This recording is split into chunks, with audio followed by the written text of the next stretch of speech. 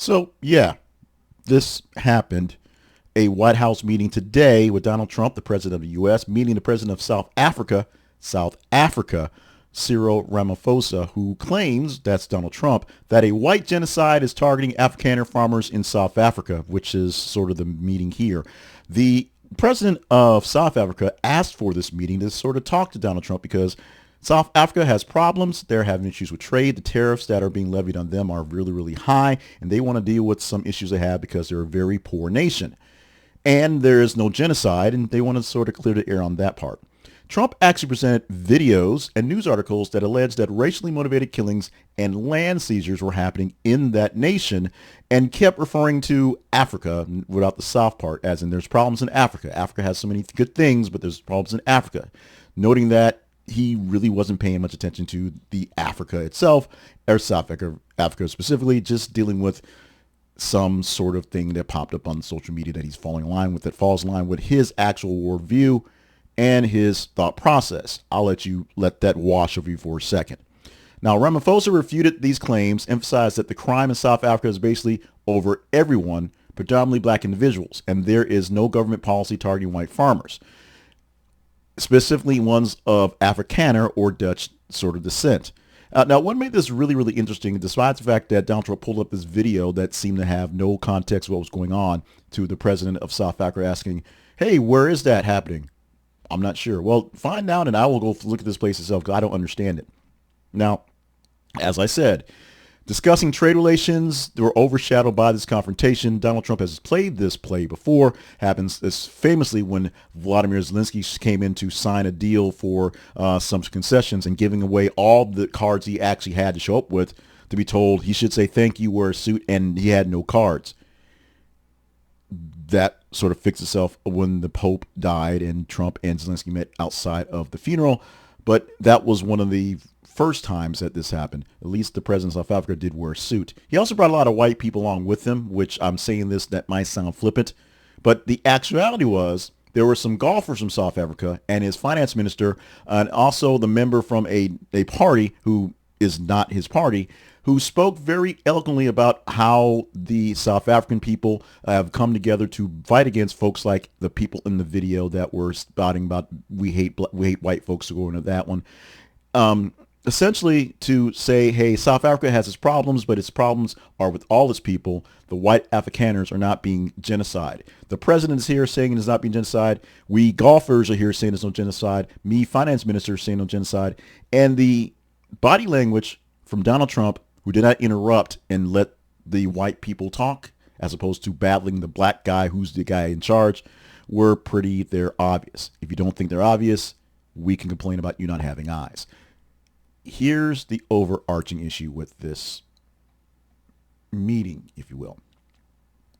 59 white South Afrikaners, if you will, people of Dutch descent, were able to come into this nation last week or so and get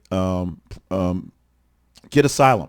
While we basically shut down asylum from anybody else, from anywhere else, literally everywhere, especially if they are some sort of color that is not pure white. Afrikaners, let's call them pure white going forward here. Ramaphosa is trying to do the best for his country, his continent itself, and the people that he is working for, black, white, whomever, and trying to reset the bilateral relations to promote economic cooperations, but facing the challenges due to the focus on genocide allegations. Literally, Ramaphosa came in and said, we need investments. We want deals. Mr. Trump, you make deals. President Trump, you are a deal maker. You are a king maker. You make things better. I'm here for you. And Trump was like, well, fix the genocide. But, sir, there is no genocide. But I've got papers here that says it's genocide. The white people over here say there's no genocide. I've got this video that says there's a genocide.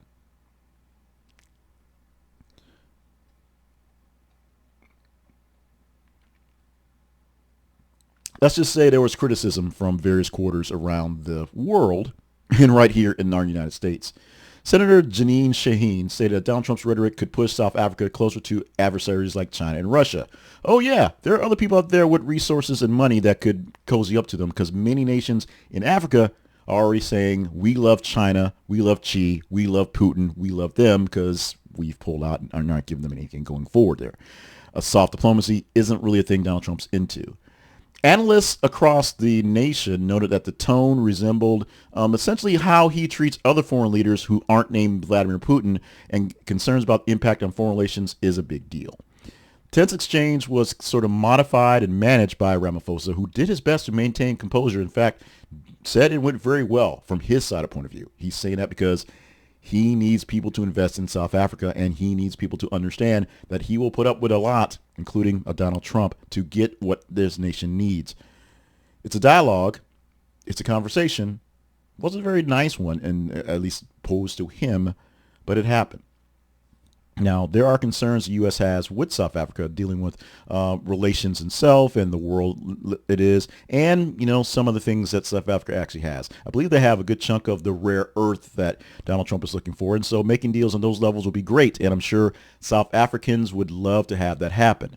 They probably don't want to bust in any refugees or any migrants or any illegal folks like South Sudan's apparently doing, but that's a whole nother thing going forward.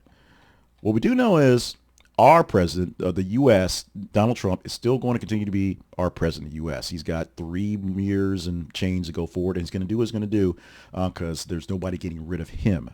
But what happens in the time frame from now to here, and whoever has to take over going forward to either keep what he's doing normalized or undo what he's doing, is going to be interesting to see. But this is just another show of what we have to deal with. Now, this video here, I'm obviously getting a bit more intense about it, a bit more detailed about it, a bit more of my feelings, if you will, on what's going on. And it's not just because the South African president is black. It literally is, I can't teach my 13-year-old how to act in front of people if our president of the United States is acting like a three-year-old in front of people. I can't teach my kids how to have morals and strengths and do good for everybody. This guy is just running his mouth and saying crazy stuff that makes no sense for literally no reason whatsoever.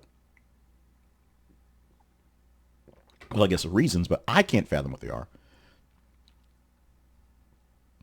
He may hold all the cards, but is he playing poker? Is he playing 3D chess? What exactly are we playing at this point? I don't know. Do you know? Let me know in the comments.